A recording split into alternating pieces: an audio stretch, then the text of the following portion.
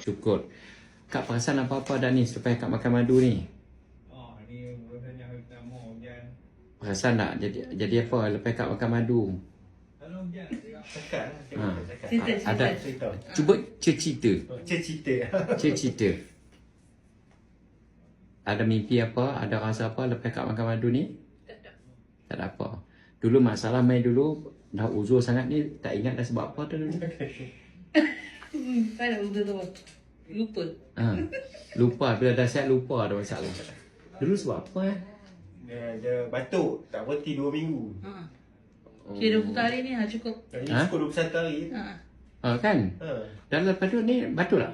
Tak. Tak ada kan? Kita beli. Lepas balik asrama dia kata berat dia lagi menaik. Lepas tu dia batuk semua tak ada.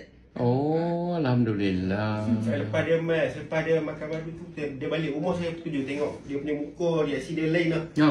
Jerawat dia jadi muka lagi nampak ceria lagi pun semua dah. Alhamdulillah. Perubahan dia tu. Alhamdulillah. Alhamdulillah. Batuk ni dia ada dua, sama ada jangkitan ataupun gangguan. Jangan lebih pada sebulan batuk ni. Sebab dah kita bawa dia pergi farmasi beli ubat ni pun semua lama tu. Makan ubat Saya sampai saya pergi ambil dia dekat madrasah tu. Kan? Ambil dia. Bawa balik beli tak jadi apa masih. Sekarang ni duduk madrasah lagi? Esok balik. Oh. Tu hari Mei cukup 21. Betul. 7 bulan 3 hari tu. Duduk madrasah mana? Tak ingat lah. Dulu beritahu dah Balik kan? pulau. Balik pulau. Penang. Berapa juzuk lah? Dia baru Baru dia masuk pun dah besar dah. Dia masuk pun dia dah dia masuk dalam berapa bulan tak sampai 6 7 bulan macam tu. Benar juga. Alhamdulillah. Di situ Hafiz ada mengaji kitab tak? Mengaji kitab. Oh.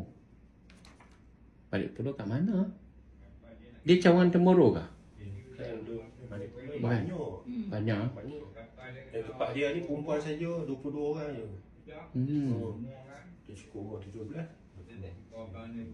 Oh. Banyak tempat ni. Okey, Alhamdulillah. Sekarang ni Kak ada nampak apa-apa? Di madrasah ke, di rumah Kak ada nampak apa? Tak ada lah.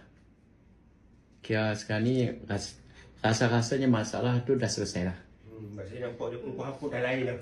Alhamdulillah. Tak nampak dah ni. Tidak rasa macam nampak macam gelisah pun ada kan.